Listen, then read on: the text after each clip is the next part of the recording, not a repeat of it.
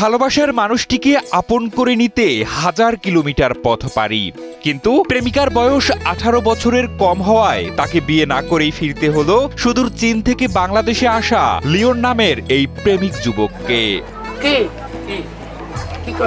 ভাষা শিখতে গিয়ে প্রেম, আর সেই প্রেমের পূর্ণতা দিতে সুদীর্ঘ পথ পাড়ি দিয়ে বাংলাদেশে ছুটে এলেন 30 বছর বয়সী এ চীনা যুবক। তবে প্রেমিকার বয়স নিয়ে বাঁধল যত বিপত্তি।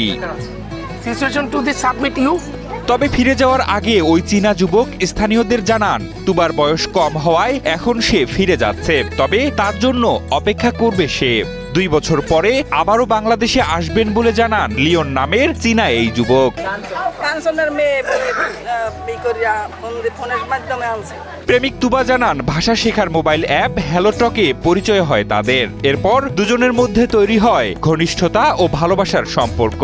মজা করেই বাড়ির ঠিকানা প্রেমিককে দিতেই সে নাকি চলে এসেছে বাংলাদেশে। তোমার নাম কি? জিন। তোমার এই কি বড় বোন? মেজো বোন। ও তাই, সে কি করে? তার নাম কি? এ বিষয়ে প্রেমিকা তুবার বাবা জানান তাদের মধ্যে 3-4 দিন ধরেই ফোনে কথা হচ্ছিল। এরপর সরাসরি বাড়িতে চলে এসেছে লিওন।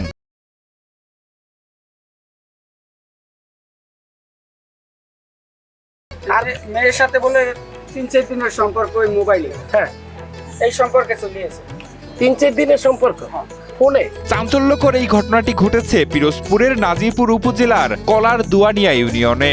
ওই এলাকার বাসিন্দা কাঞ্চন হাওলাদারের 10ম শ্রেণীতে পড়ুয়া মেয়ে সিনথিয়া আক্তার তুবার প্রেমের টানেই এসেছে এই চীনা যুবক। তবে চীনা যুবককে দেখতে কাঞ্চন হাওলাদারের বাড়িতে ভিড় করছেন বহু উৎসুক মানুষ।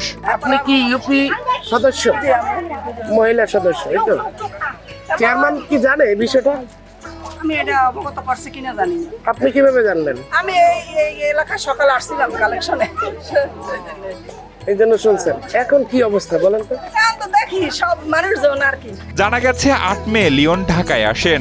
পরে 14 মে তিনি নাজিরপুর বাস স্ট্যান্ডে পৌঁছালে তুবার বাবা ও স্বজনরা তাকে সেখান থেকে বাড়িতে নিয়ে যান। তবে মেয়েকে বিয়ে দিতে রাজি হননি তুবার বাবা।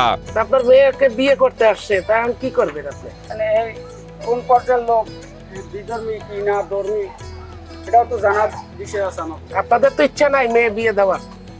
না। প্রেম ভালোবাসার অদ্ভুত অনেক গল্প আছে, তবে ভাষা শিখতে গিয়ে লিওন ও তুবার এ প্রেমের গল্প যেন নাটকীয়তাকেও হার মানায়।